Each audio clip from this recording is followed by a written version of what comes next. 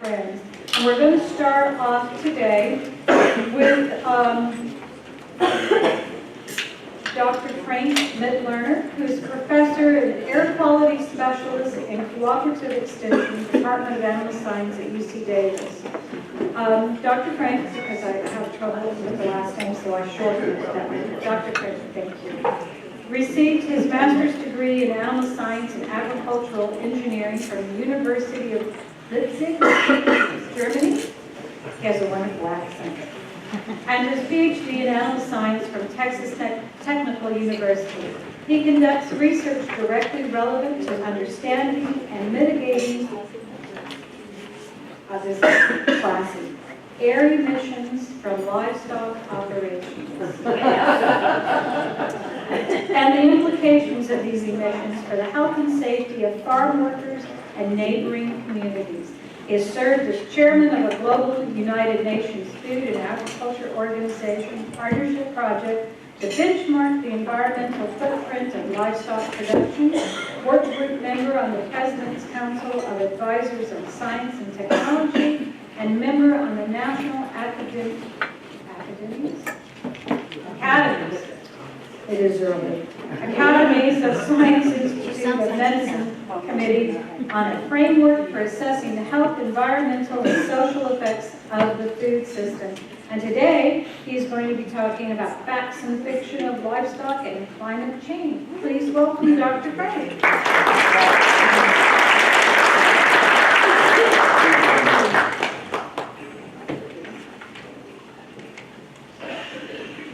Thank you very much for this kind introduction. And when people see me or hear me being introduced, they always think of cow farts, and I don't know why. I mean, really, I don't know why, because that's not what I will talk to you about. In fact, I don't know anything about it, other than the myths around it. So instead, I will talk to you about facts and fiction of livestock and climate change. And that indeed is a topic that drives many of the agendas of our special friends on the side of HSUS and PETA and plant-based alternatives to meat, and several of the vegan activists. They actually use this topic of the impact of livestock on climate change as their #1 driver to keep people from foregoing meat, milk, eggs, and so on. And so I'm here to talk to you about what's true and what's not true about this very topic. So,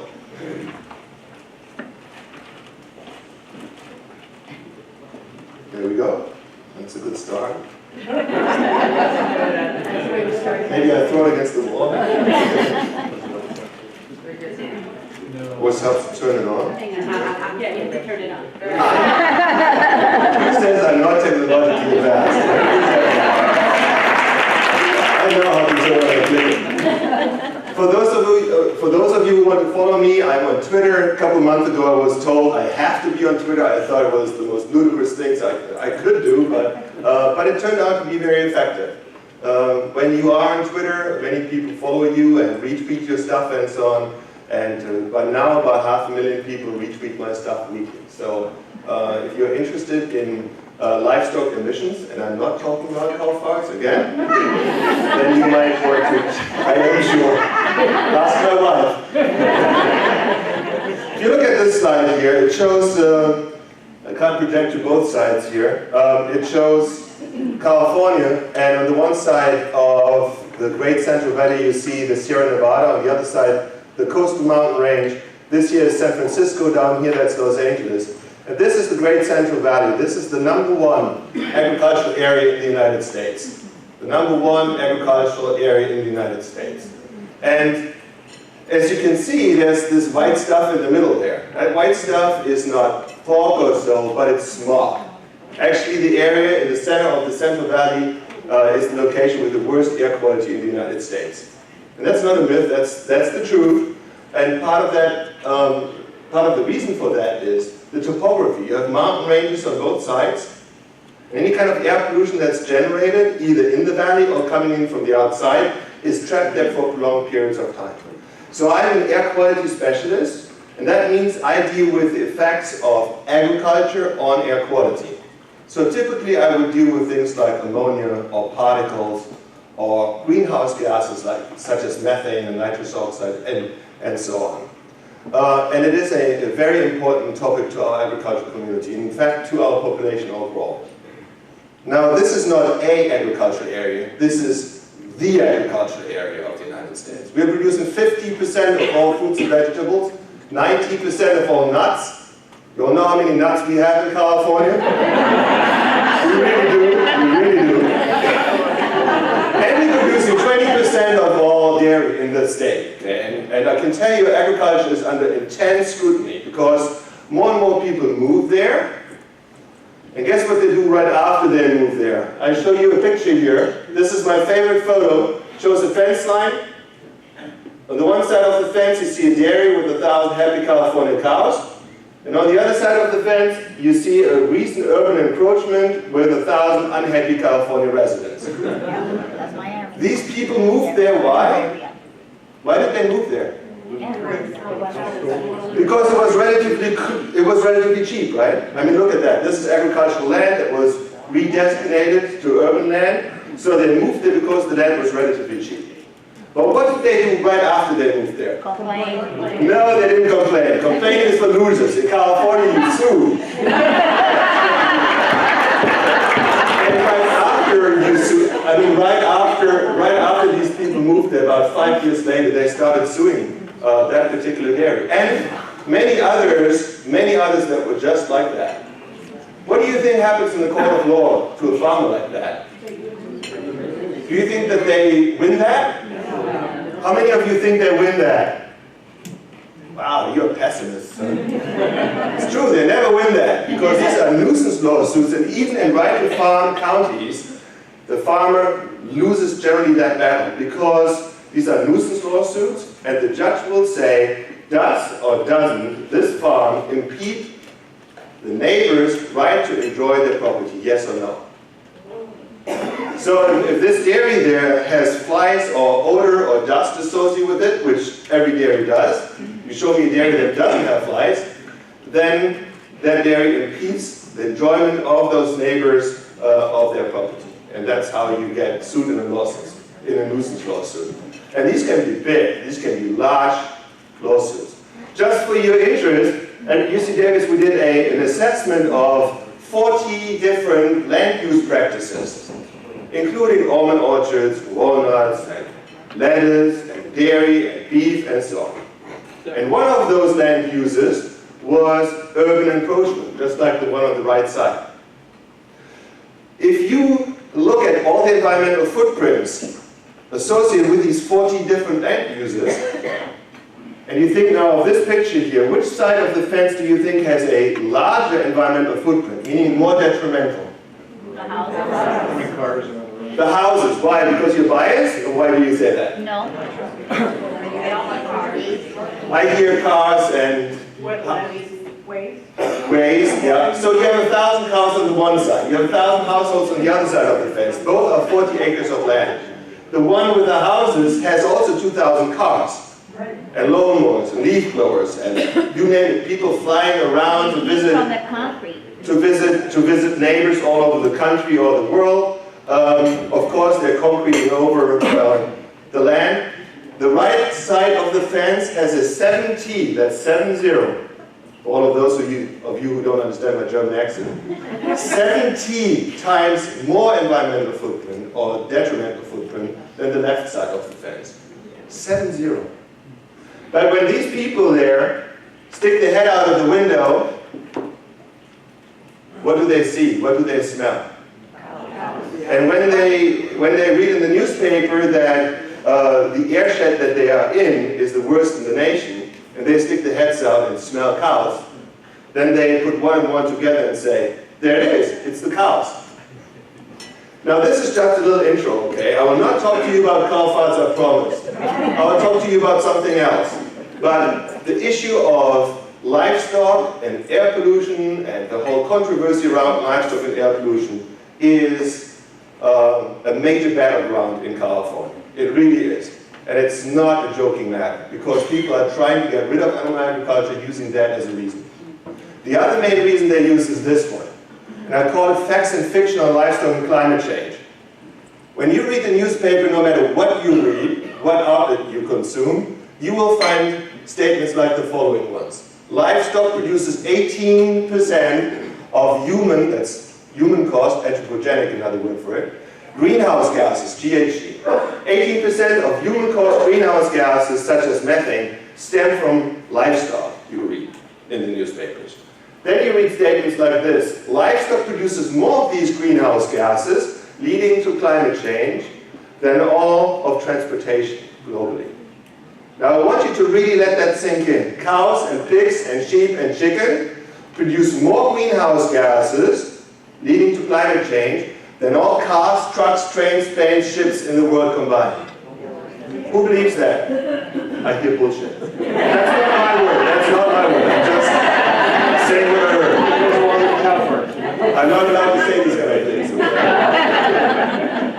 Livestock produces more greenhouse gases than transportation, they say. Then you hear that people say 70%, 70, of all agricultural land is used for livestock. And then last but not least, if you must consume animal protein, only consume it from grazing systems and not from conventional farming. I'm not dropping them for life. So I will now lead you through those different bullet points. The first one, the first two bullet points really stem from this publication that came out in 2006, titled Livestock's Long Shadow. Has anybody heard about Livestock's Long Shadow? No. I think everybody here has, because this is the mother of all myths, the one for the 18% and the one for the comparison of livestock to transportation. It said in its executive summary that the livestock sector is responsible for 18% of all greenhouse gases, and that livestock is a higher share than transportation. That's where it came from. If it sounds fishy to you, it sounds fishy to me, but for something to sound fishy is not a reason for me to critique it, so I had to look at evidence. And what I found was that, first of all, the number 18% I felt was incorrect for various reasons, and since then they reduced that to 14.5 of global impacts of livestock and climate change. But secondly, the comparison of livestock to transportation is seriously flawed, and here's why.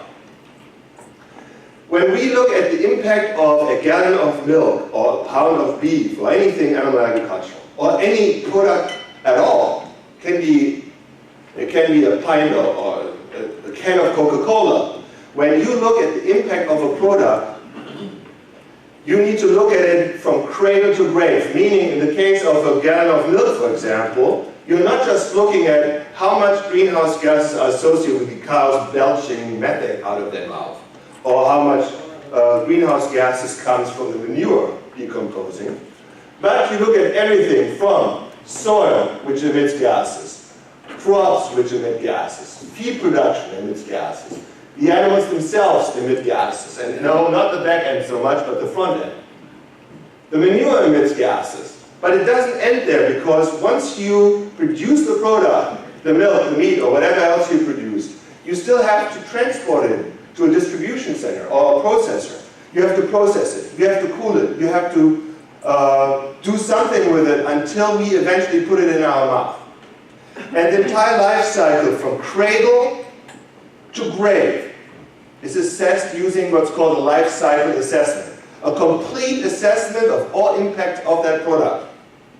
The FAO did that, a life cycle assessment for all of livestock, and they did it well in Livestock's Long Shadow. But what they didn't do is a life cycle assessment, the same methodology for transportation. For transportation, they only looked at tailpipe emissions of vehicles. Not the production of cars, trucks, trains, planes, ships, all the steel, rubber, plastic going into the fabrication of these vehicles, all the roads, all the harbors, all the airports, all extracting the oil out of the ground in Saudi Arabia, shipping it to Texas, refining it, getting it into the gas stations, and eventually into your tank, and then burning it. But only the burning of that gas and tailpipe emissions. So they compared something very comprehensive for livestock with something very rudimentary for transportation. And then they said livestock produces more than transportation. And that was a classical apples to oranges comparison, which I wrote a peer-reviewed article about, critiqued it, and announced my critique during the American Chemical Society meeting a couple years later.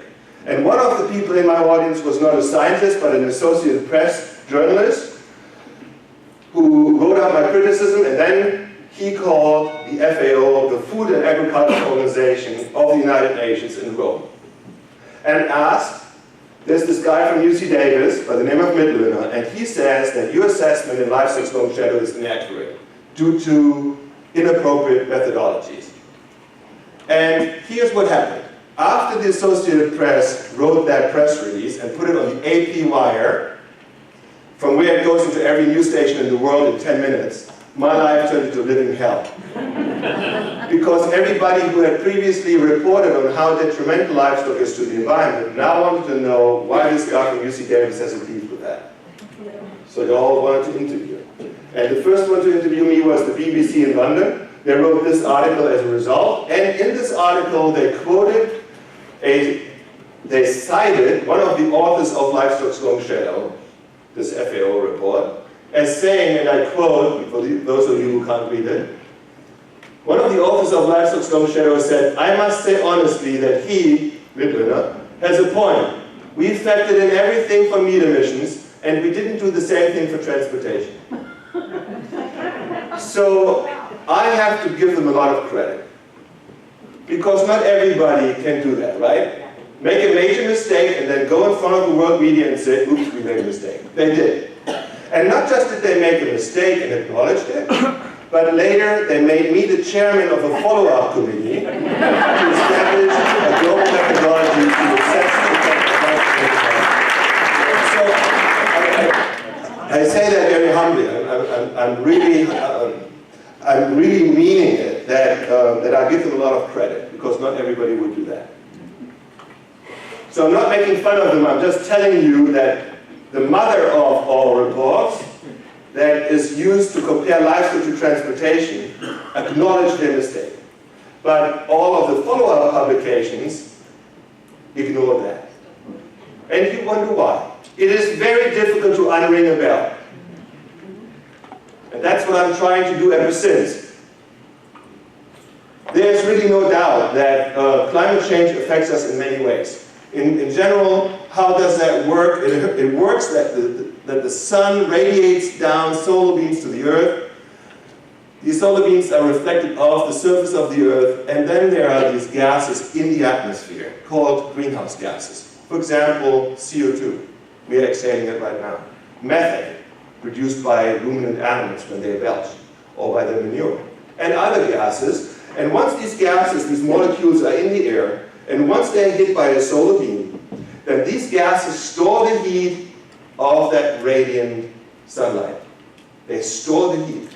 Just like a styrofoam cup, or a China cup, or a Starbucks $20 cup stores the heat of your coffee. They store the heat of the sun.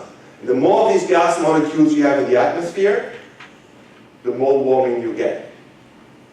And here's what I'm talking about. Here you see three of the greenhouse gases, CO2 to the left, methane in the middle, and then nitrous oxide to the right. These are three greenhouse gases that once they're in the atmosphere, and once they're hit by a solar beam, will store the heat. And methane stores the heat 25 to 28 times better than CO2, and nitrous oxide, the bad boy, stores the heat 300 times more potently than CO2. So these gases are out there, and the more of these gases are out there, the more warming we get. That's the theory behind global warming. This slide is important. It shows in the bottom panel here, on the x-axis, the years 1750 to 2000, and the blue line shows when throughout those years, fossil fuels were extracted from the grounds, fossil fuels being oil, coal, and gas. Oil, coal, and gas that were stored in the ground for a long, long time. And as you can see on the slide, throughout only 50, 60 years, the vast majority of these fossil fuels were extracted from the ground. We took them out of there, and we did what? We burned them. So where are these carbon molecules now? In the atmosphere. And most climate change scientists in the world will tell you this is the #1 use for human-caused greenhouse gases. The use of fossil fuel.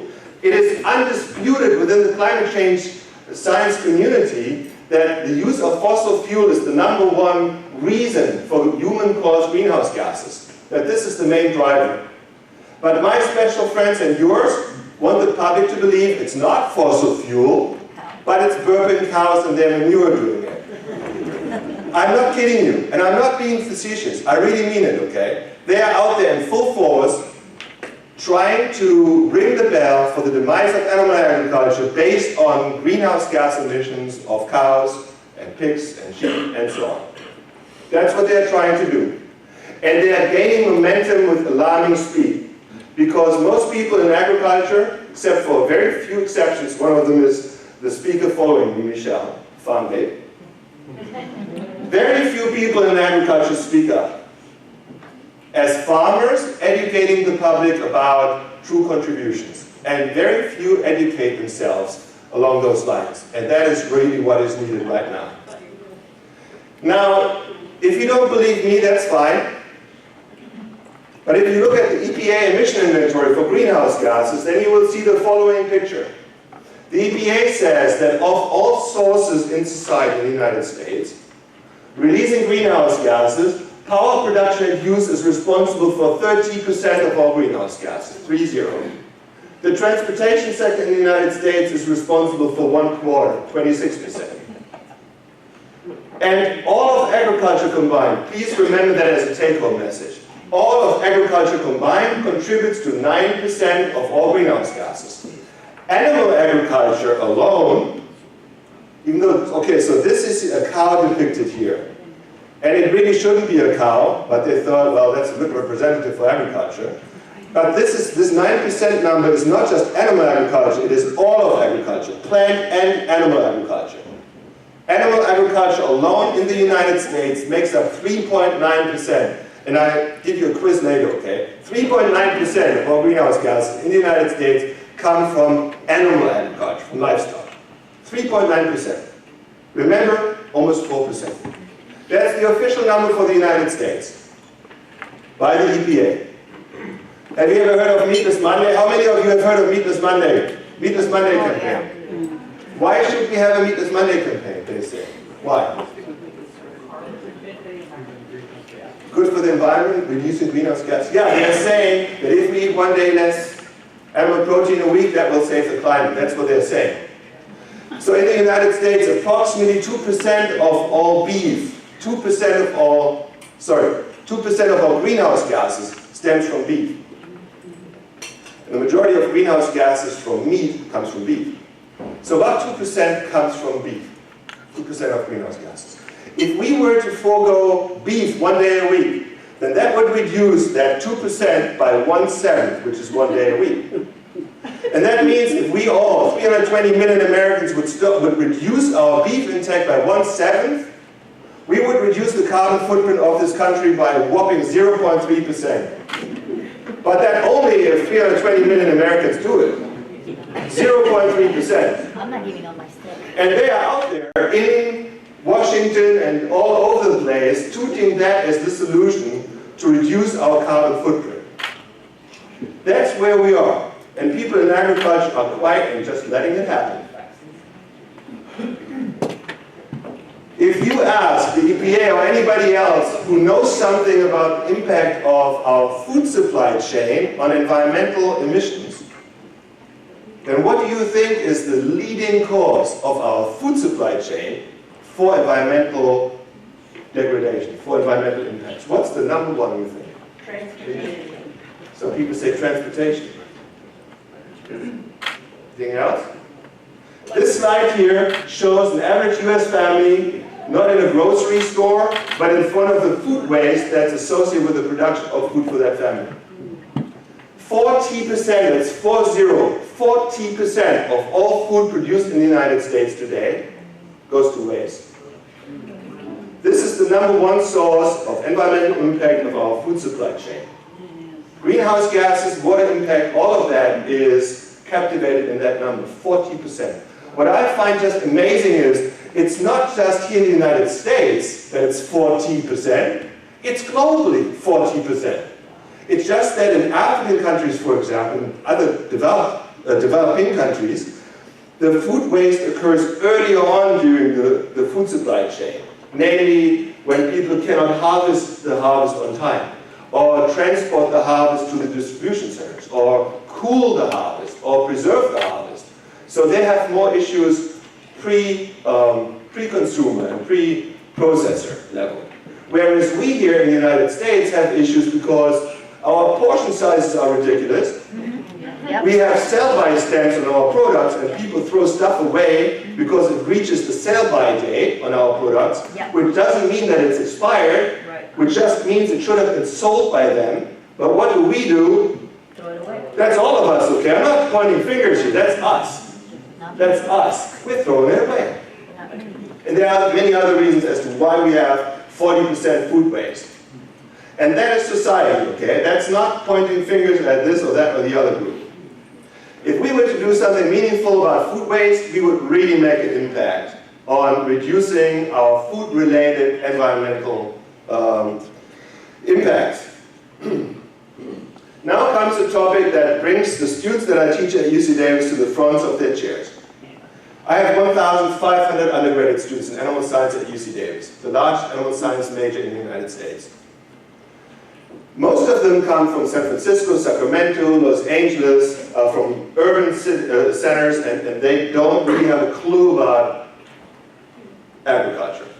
But they all think they're food experts coming in, okay? Going out, well, they learn, well, there's a lot I don't know. But what they're keenly interested in is, where does my food come from? How is it produced? How is it processed? How is it wasted? What can I do to influence that? They're much more interested in that than our generation was, or is. Much more. And they ask questions. When they ask questions to the farming community overall says, I don't really want to talk to you guys, you know? We're private people, leave us alone. They don't want to talk to the media either. And these kids keep asking questions until they get answers. And you know who loves to answer these questions? HSUS, PETA, they love answering these questions. And that's what we're experiencing over and over and over again. I can guarantee you, I answer questions to anybody who asks me, particularly the media. Particularly the media. So what this slide here shows is the so-called 2050 challenge, and this is very important. On the x-axis you see the years 1750 to 2050, hence the name 2050 challenge. I'm in my late 40s. When I was a little boy, we were right here at about 3 billion people. That was the world population when I was a little boy. Today we are at 7.6 billion people.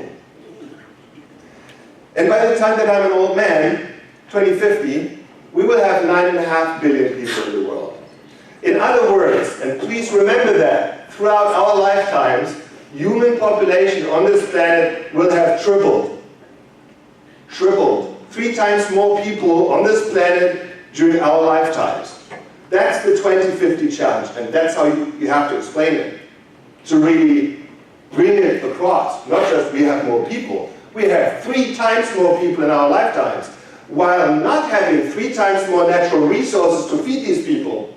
We don't have 3 times more fresh water to water our crops. We don't have 3 times more land. We don't have 3 times more fertilizer. If we are lucky, we might have the same amount of natural resources by the time we are old compared to when we were young. But we will certainly not have 3 times more. And what does that mean to all of us? What does that mean to food production? Having 3 times more people but not 3 times more resources. What does that mean? Smarter. It means we have to get a lot smarter and a lot more efficient. Now I live in the People's Republic of Davis in California. And when I go to the farmer's market, which I love, and I talk to normal consumers there, and I ask them, what do you think is a sustainable swine farm? How many pigs? They said, 50 pigs max. And maybe 100, 200 chickens, max. Maybe 20 cows, dairy, max. Otherwise, you're a factory farm. What they don't know is that if you grow a pig 171 days, as a farmer, you make $4 to $6 profit for that whole pig. Between $4 and $6 profit for one pig.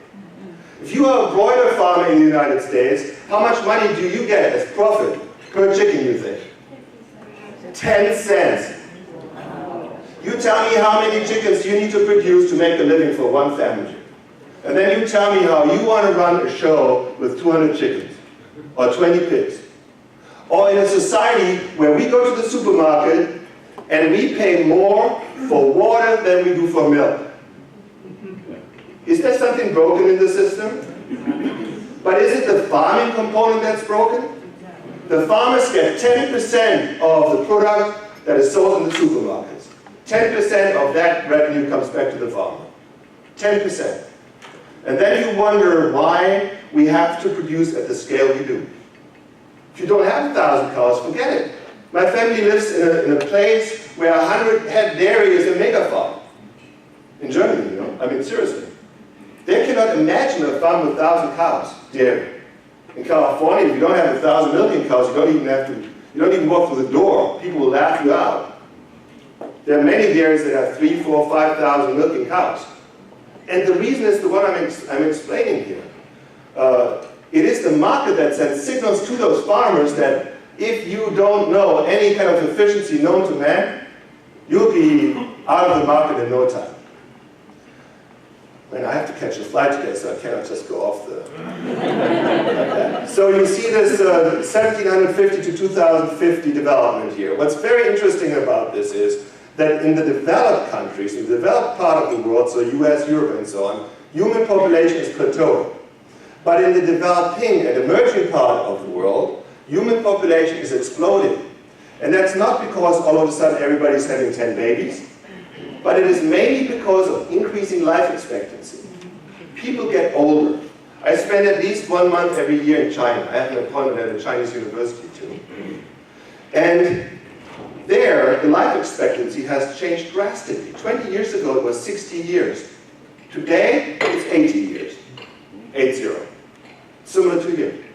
And it will continue to be like that. Not just in China, but also in India, in African countries, and so on. Cumulatively, increasing life expectancy means we have more mouths to feed. Period. It's that simple. We all want to be older. We all want to get older. You know, not just here, of course, but all over the world. And that's the cumulative effect of that.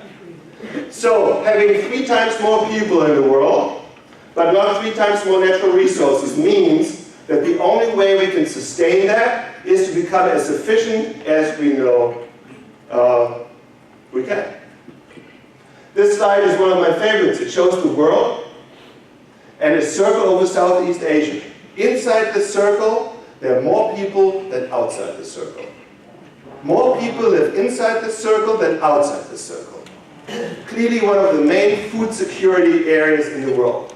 And this slide shows how the human population increase is penciling out. Southeast Asia will increase by 41% by the year 2050. Africa will increase by almost 50%. South America by 7%, North America by 4%, and Europe will shrink slightly. This is the show that will unfold within the next 20 years. That's massive. And if you think 50% population increase in Africa and 40% in Asia will not affect us, think again. I told you my parents live in Germany. Last year alone, 1 million people pushed into Germany from all over the place. In 1 year. And a big reason for that was food insecurity in the areas where they came from. People will say, yeah, wars. Well, yeah, but wars are caused by something. For example, scarcity of resources. That's what causes wars. So you cannot build walls high enough around this country to keep these people out. Okay? If they start moving, they start moving. And in order to prevent them from moving, we have to help them to make a living in the places where they came from. Because otherwise they will pack up and go wherever they need to go. Consumption of eggs, meat, milk is increasing, particularly in the developing world.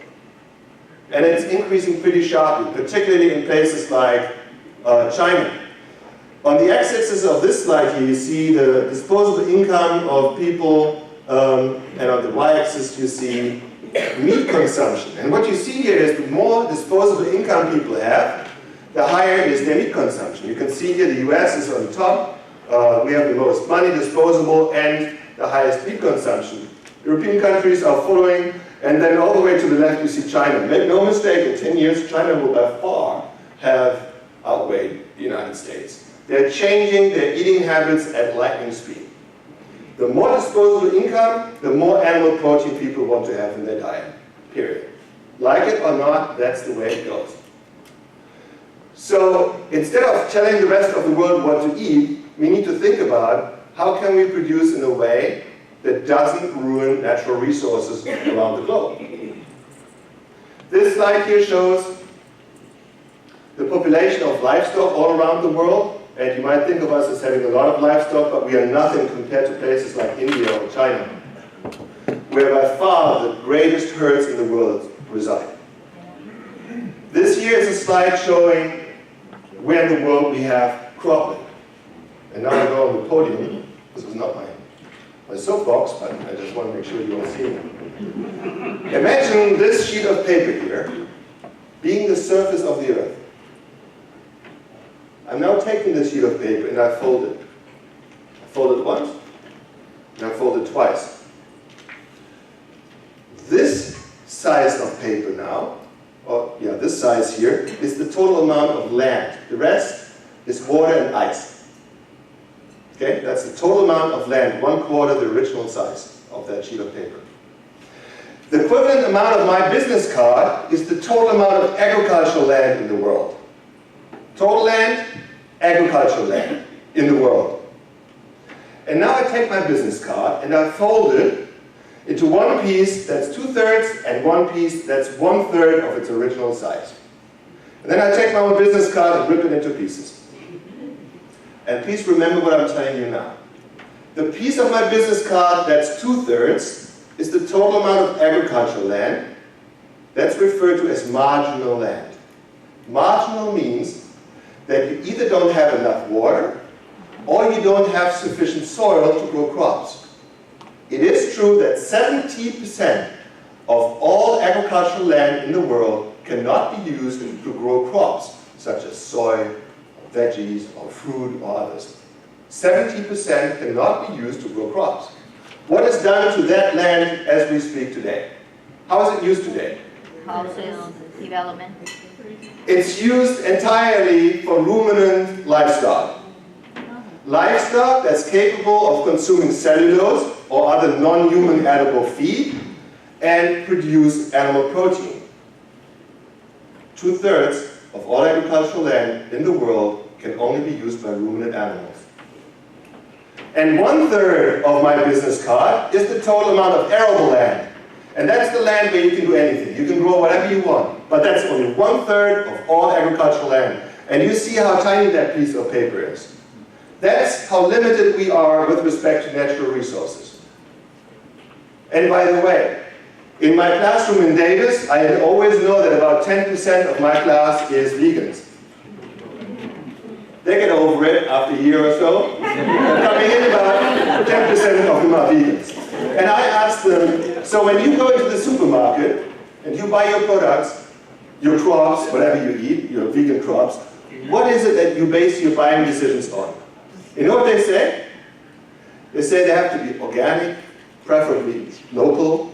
Say, okay, let's stop there.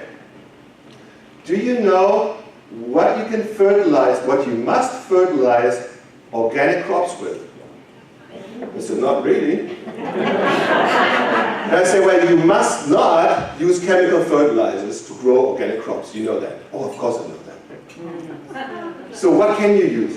You don't know that. So you can only use organic fertilizers. I say, yeah, of course, only organic fertilizers. But what you don't know is these organic fertilizers, without exception, come out of somebody's back end.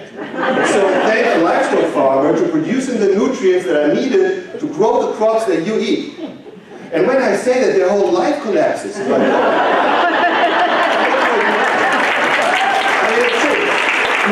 you have to bring it home that way. You know? And I'm not making fun of them. I just want them to understand how agriculture is interconnected.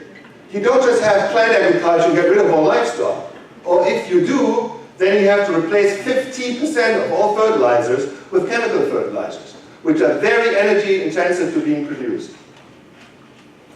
This slide here is also an important one. On the x-axis you see the total amount of milk produced per cow per year, And on the y-axis, you see the carbon footprint. Again, milk produced per cow per year on the x-axis, and carbon footprint on the y-axis. What this slide shows is that a cow that produces little milk, toward the left, has a very high carbon footprint, meaning these cows are largely on idle. It's like running your car in the driveway all week long, and on Monday you go drive your car to a grocery. But then you put it back onto your parking spot and you keep it running. Not very efficient, right? But that's what we're doing in parts of the world today with livestock. They are alive, the nutrients go in to keep them alive, but they produce very little product. In the case of a cow in India, that cow produces 1,000 pounds of milk per cow per year. 1,000. In the United States, the average cow produces 23,000 pounds of milk per cow per year. We are producing 23 times more milk here than a cow in India. We are producing 5 times more per cow here than in Mexico. But think about the environmental footprint of 1 versus 5 versus 23 cows. Hugely different. We have learned to become extremely efficient here. And that has driven our environmental footprint. This slide here shows the statistics from the FAO in Rome, comparing different parts of the world on the x-axis and the carbon footprint on the y-axis. As you can see here, from all around the world, we here in North America have not the highest, but the lowest carbon footprint of dairy production. The lowest. But this is not just the United States, this is North America. It includes Mexico. If this were the US column alone, our column would be half of the size it is on this slide. What has gotten us there? A combination of 4 factors. We have improved fertility, meaning reproductive rate of our livestock. We have installed a veterinary system to prevent diseases or treat them. We have improved genetics of our animals and of the feed that we feed them. We have learned to feed more energy-dense diets. The combination of these 4 factors has allowed us to shrink herds and flocks in this country to absolute historic levels. And what I mean is, we have never had smaller herds and flocks than we have today. And this is the reason. I show you a few statistics. We used to have 25 million dairy cows in the United States. 25. Today we have 9 million dairy cows. So we went from 25 to 9. But with the 9, with that much smaller herd, we are producing 60% more milk. We went from 25 to 9, but with that much smaller herd, we are producing 60% more milk total. And that means the carbon footprint of a glass of milk has shrunk by 2/3. That's not just true for dairy. It's also true for all the other commodities, beef and pork, as I will show you. What people don't know is, I just told you we have 9 million dairy cows. Please remember that, okay? It's a nice little tidbit. My wife always says I'm the greatest source of useless information she's ever had. I know, wives are really something, I tell you. They keep us on our toes, I tell you. So we have 9 million dairy cows. How many horses do we have in the United States? 9.5. We have more horses in the United States than dairy cows. How come that our special friends never talk about horses? They're not part of our food supply chain, are they? What do we use horses for? Unfortunately. We use them for pleasure. They're companion animals. So how come that they always promote Meatless Monday and so on, talk about our cows, but never about our horses? I've never heard them talk about a Liveless Tuesday. Have you? But why don't they? Why don't they? I know you're a bunch of of dog and cat lovers, as am I. But of course we do have an environmental footprint also associated with our pets. We have 170 million dogs and cats in this country. And they eat diets that are similar in protein content as ours. The 170 million dogs and cats we have here eat the equivalent amount of nutrient as 70 million people. And again, I'm a dog lover. I'm also a horse lover. But what I like to point out is that people have double standards. They talk about cows and pigs and sheep and chicken, but they will never talk about the other ones, which also have an environmental footprint, because they have double standards and an agenda to get rid of animal agriculture. Period. And I'm saying that to a group of people who I know is, of course, in strong favor of these pets and companion animals. But of course you're aware that your industry also has impacts. But don't worry about it. Those folks will never really attack your industry because they are busy dealing with animal agriculture. No. Sorry. That's not what I mean. I don't mean that they're not attacking you. I mean they're not attacking you based on carbon footprint. Of course they're attacking you. Otherwise, what the heck? You wouldn't be here. Right? There would be no reason for you. So the same is true. You don't know me well enough. I'm pretty full of it. Sometimes my mouth gets me into trouble a lot. So on the beef side, we have the same situation. We used to have 140 million beef cattle. Today we have 90 million. So much fewer beef cattle, but with the much smaller herd, 50 million fewer, we are producing the same amount of beef. On the pork side, we have tripled pork production in the United States between 1965 and today. Tripled it. But the inputs are largely the same. 3 times more output, but we have pretty much the same inputs. Now remember what I told you about the 2050 challenge. 3 times more people, but not more natural resources. What I just showed you is that we have learned to play that trick of satisfying the drastically growing demand of food without increasing, to a major extent, the inputs. And that's what we have to do globally, like it or not. Again, my fellow citizens in Davis, they think that if a cow is not on pasture with the red barn in the background, that it's not sustainable. What they don't understand is that that image of the 1950 dairy or the 1960 dairy never has been sustainable. Because these cows were tied onto a post in a so-called tie store barn. So these cows could not walk around. They could stand in line, that's it. They were hand-milked by stewed labor. The milk went into a bucket and stood there for 8, 12 hours, not refrigerated, until it was picked up eventually. Food safety issues were rampant. The manure went into the next best creek to be transported off the dairy. That was the way to managing waste. There was nothing sustainable about that type of production. And I tell everybody in agriculture, stop putting that image onto every creamery truck, because you are putting this romanticized image into people's heads. And then when people see the real world, they think, this is not what we want. We want this. We want the happy California cow with a smiley face making fun of a nearby sheep. That's what we like to see. We are humanizing animals, and we shouldn't humanize animals. I understand that this is also going on with companion animals, of course, that you kind of humanize them. These kids I have at UC Davis in my classroom, they grew up in Los Angeles, let's say. What is their animal experience like? Certainly not cows and sheep and chicken and so on. What is the animal experience? It is their dog and cat. And they don't consider them animals. They don't even consider them pets. They consider them family members. Family members, okay? So these are the kids I now have in my classroom, and I talk to them about livestock. It's very difficult for me to explain what we do to livestock, because they have been so in tune with this whole issue of how they have treated pets as people. And now they infer that experience to what we should do to livestock. Of course we can't. You cannot treat a cow like you treat your poodle. Right? Everybody knows that. But that's in people's heads. And we must not play into that. Because these animals, like them or not, they are not our buddies, they are our food. I hate to say that bluntly, but sooner or later we'll eat them.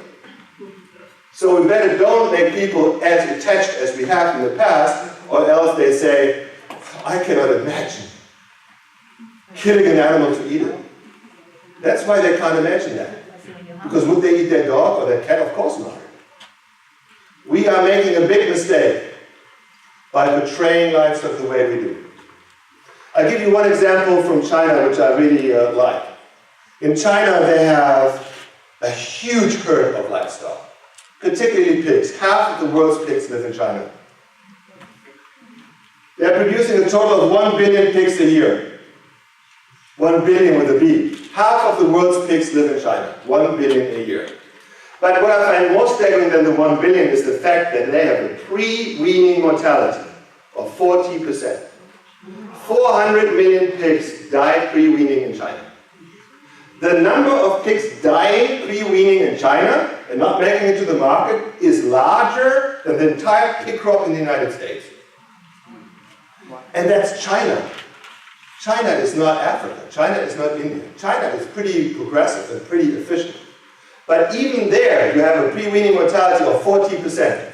If that were to happen to any swine producer in the United States, they would commit suicide. I'm not kidding you. That would be absolutely financial suicide. What did the Chinese do as a result of this? They bought Smithfield, the largest US swine producer. Really, seriously. They bought Smithfield, the largest US swine producer, to help them learn really fast on how they can improve. We are today not the backlight, not the losers of international livestock efficiency and environmental impact, but we are by far the leaders. There's no other place in the world that's more efficient and less environmentally harmful than we are here. Our population has absolutely not understood that, and they think the opposite is true. Because our special friends are masterful in portraying the image of intensive agriculture being bad to the environment, when indeed the opposite is true. Think of efficiency by giving an analogy. In class, I give the following analogy.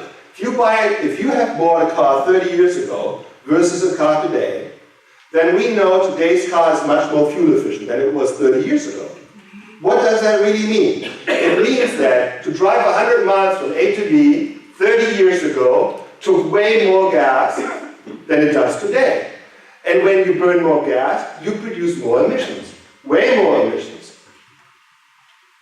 Efficiency of fuel efficiency directly relates to emissions. And guess what? The same is true for livestock. Whether you feed 1 cow or 5 cows in Mexico or 23 cows in India has a profound impact on the environmental footprint of production. Profound. And we are globally leading.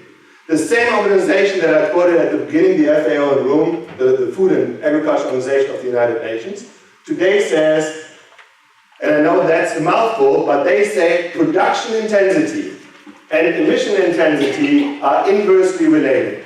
When production of livestock goes up, you can shrink your herds, and that means the emissions per animal go down. And this is a take-home message that really nobody knows yet, at least not in this country. And we have to do a much better job of communicating that. And with that, I close my remarks to you, and I have a few more minutes for questions, and then I have to run back to California. So thank you very much for having me.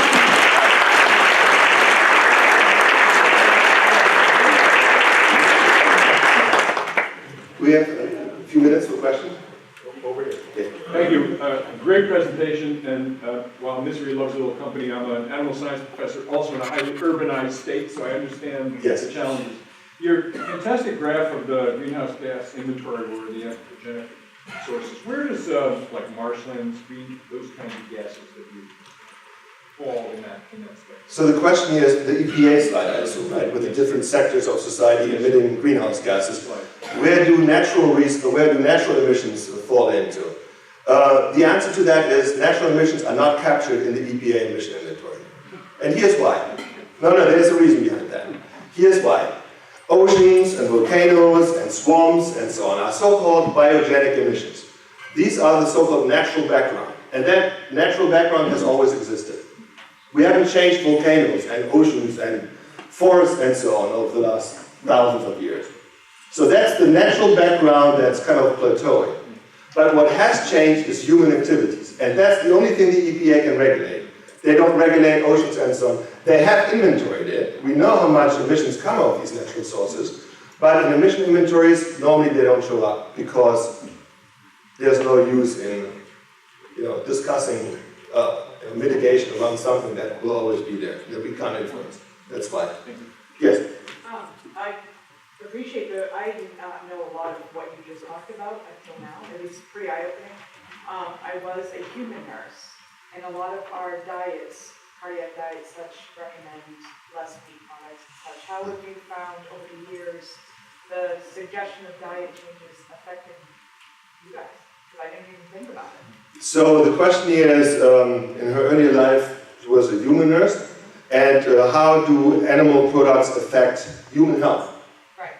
So I'm not a human nutritionist, I'm not a dietitian. Last week I went to the NAIA Conference, and many of these people there were, and many of the claims that they made were that animal protein is bad for health.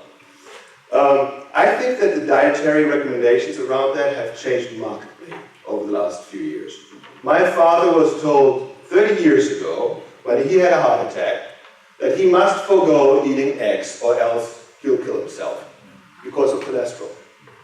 My father passed away last Christmas, but he really didn't eat eggs for 30 years.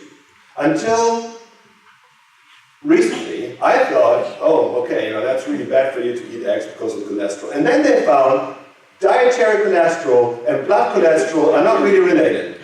No matter how many eggs you eat, you will not in a major way drive your cholesterol up, your blood cholesterol up. It's more genetic factors and so on that drive your cholesterol. The same is true for saturated fat. There's more and more evidence saying that saturated fats have some detrimental, but also a lot of beneficial effects. So I have to say that a lot of the research coming out of human epidemiology around nutrition has really led us down as society. And I have to say that I don't pay very much attention to it anymore. Because 10 years ago, no really, I have to say that, but 10 years ago, they blasted dairy, and now they say dairy is good. They blasted eggs and said don't eat eggs, now they say, oops, we were wrong. I mean, what can I believe there? I'm a scientist reading all that stuff, and I can't tell you what's right and wrong. I cannot. What I do know is that animal protein is very nutrient dense and relatively energy poor. And if I have a choice to eat an energy dense diet, meaning with a lot of sugars and so on, but few nutrients, versus a nutrient rich diet, I would always eat the nutrient rich diet. Because it gives me more satiety effect, I feel I'm full, and then I don't eat as much. If I eat something that's more nutrient dense, I eat less of it, because I have that feeling of being full. And that cumulatively puts fewer calories into my body. And I am much better off with that diet regimen than eating a diet that's standard high in carbs and so on. But I'm not a nutritionist, that's just my personal opinion. Where is the nitrous oxide coming from? Where does the nitrous oxide come from? The nitrous oxide mainly comes from the soils.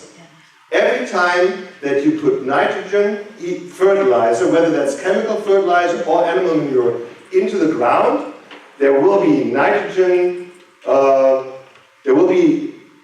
metabolizing microbes in the ground, and they take that nitrogen and they convert some of that into nitrous oxide, which is then off-gassed. And nitrous oxide is very potent.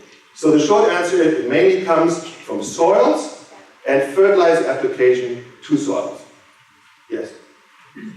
You talked about efficiencies in the production of livestock. Yes. And how we have improved those. And when we are talking to these cuckoo vegans, they think that everybody can live on plants.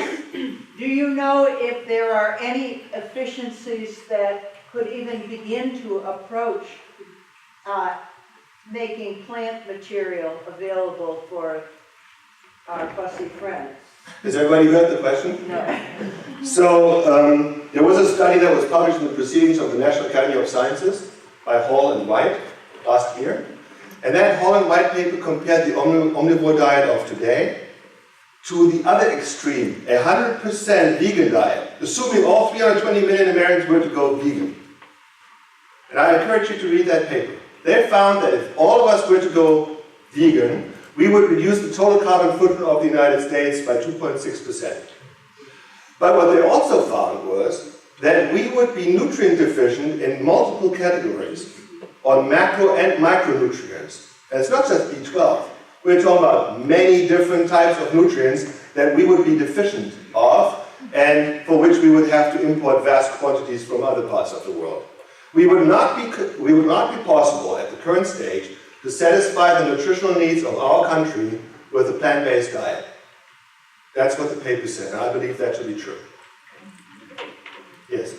Yes, in India, they have huge herds. Do they consume their meat or export it? The Indian population does not eat beef. They will not eat cattle. So they do have dairy cows, but once they are done, they are by and large not consumed by the local population. And you know, they are sacred. They are sacred. And in many parts of the country, many parts of the world, livestock production is so inefficient it makes your head spin. For example, we finished a feedlot steer in the United States who was grass-fed first for 2/3 of his life, for another 4 months in a feedlot. And once this animal is 14 months of age, it goes to slaughter. If you have a grass-finished animal, it goes to slaughter around 26 to 30 months of age in the United States. In the developing part of the world, beef animals live 12 to 20 years. In Africa, cattle fall over of old age and then they are eaten. Because they are the piggy bank of the family or tribe. They are the 401k of the family or tribe. They will not slaughter them prematurely. They will wait until that animal falls over because it's the wealth of that family or tribe. But if you have an animal like that living for 20 years, you can imagine what the cumulative lifetime environmental footprints are. They are enormous, very large. And this is what gives global livestock production a black eye. 80%, 80, of the environmental impacts of livestock occurs in developing countries of the world, in the third world. And that's a direct effect of inefficiencies. If you don't believe me, read the IPCC reports on that issue. But why wouldn't you believe me? I have maybe one more. No. She already gives me I think we're going to have to have you back.